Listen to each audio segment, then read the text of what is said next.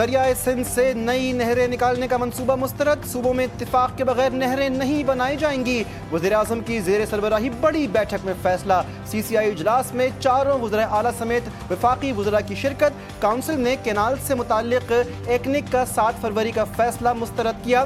मामला दोबारा इरसा को भिजवाया जाएगा। एलामी में कहा गया है कि तमाम सूबों की मुशावरत से तवील मुद्दती ज़रई और आबी हिकमत अमली तैयार की जाएगी। CCI की पहलगाम हमले के बाद भारत के एक तरफा गैर कानूनी इक़दामात की मज़म्मत। तमाम वज़राए आला का भारतीय इक़दामात के खिलाफ इत्तेहाद और कौमी यकजहती का इज़हार। कॉमन इंटरेस्ट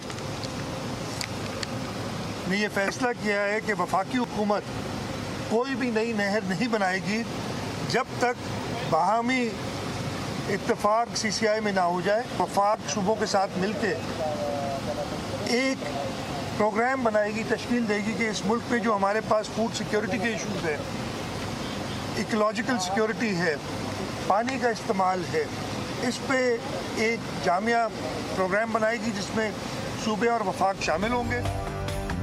जब तक बाहमी इत्तेफाक नहीं हो जाता नई नहरें नहीं बनाई जाएंगी। वफाक सूबों की मुशावरत के बगैर आगे नहीं बढ़ेगा। वज़ीर आला सिंध मुराद अली शाह ने कहा, धरने फौरी ख़त्म करने चाहिए, मसला हल हो चुका है। वज़ीर आला खैबर पख्तूनख्वा अली अमीन गंडापुर बोले, हर सूबे को इनके हिस्से का पानी दिया जाएगा। सूबों के मसाइल पर बैठकर बात करने का फैसला हुआ। का एक हमारा वाटर रिकॉर्ड है जिसके मुताबिक तमाम सूबों को अपना पानी का जो हिस्सा दिया गया है, इस चीज़ को एंडोर्स किया गया है कि वो जो हिस्सा है वो अपना उसी तरीके से हर सूबे को दिया जाएगा। जो हमारा मौक़िफ़ है वो यही है कि किसी का हक हम किसी को खाने भी नहीं देंगे और हम किसी का हक खाएंगे भी।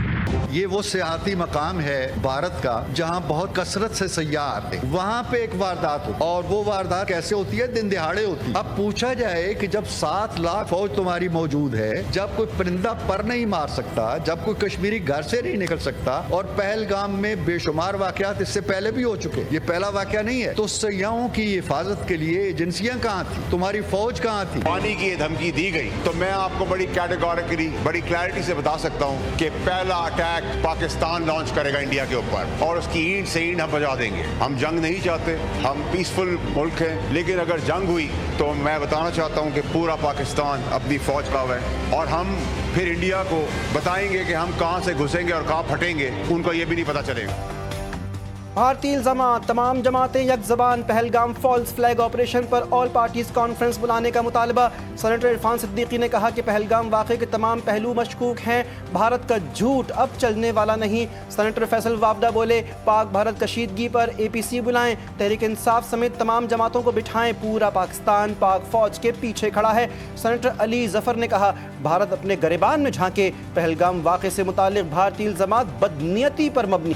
पसंद हुकूमत ने पाकिस्तान के खिलाफ एक इल्ज़ाम लगाया है। उन्होंने कहा है कि पहलगाम में जो वाकया हुआ उसकी जिम्मेदार पाकिस्तान, कि ये इल्ज़ाम झूठा है, बेबुनियाद है और ये इल्ज़ाम बदनीयती पे मबनी है। जो हिंदुस्तान है उनकी हुकूमत का ये एक पुरानी आदत है कि झूठे इल्ज़ाम लगाते हैं। इंडिया में एक छोटी सी चीज़ होती है, कुछ भी होता है, 1 मिनट बाद उनके वजीर और मशीर जो हैं वो पाकिस्तान पे इल्ज़ाम लगाना शुरू कर देते हैं किसी सबूत के।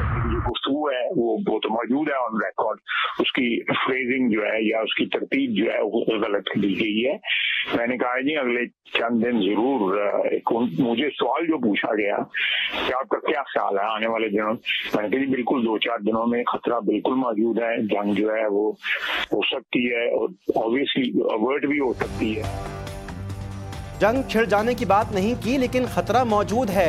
इंटरव्यू में मुझसे जंग से मुतालिक सवाल हुआ था, मेरे बयान का गलत मतलब लिया जा रहा है। मैंने ये कहा था कि अगले 2 से 3 दिन अहम हैं। वज़ीर दिफा ख्वाजा आसिफ ने कहा कि दोनों ममालिक की सरहदों पर फौज खड़ी है, खतरा मौजूद है। इस तरह की सूरत हाल पैदा हो, हम इसके लिए भी 100% तैयार हैं। हम पर जंग मुसल्लत की गई तो भरपूर जवाब देंगे। पहलगाम वाक़े पर तहकीकात की पेशकश पर भारत का कोई जवाब नहीं मिला।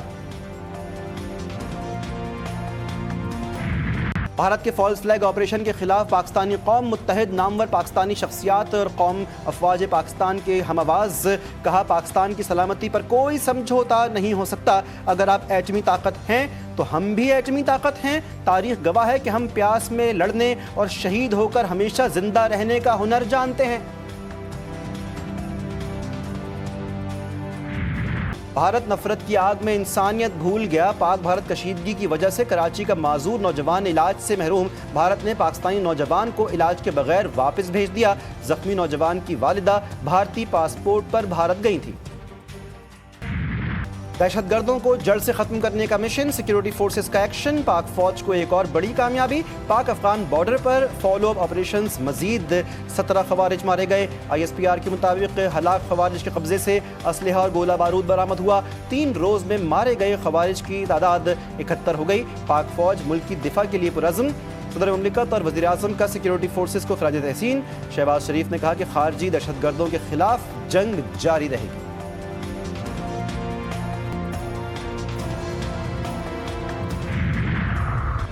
मुस्तफ़ा कत्ल केस में सनसनीखेज इंकशाफात। मरकजी मुल्ज़िम अरमगान ने शिराज के खिलाफ बयान दे दिया। अरमगान ने बताया कि शिराज ने मुस्तफ़ा को गोली मारने का कहा।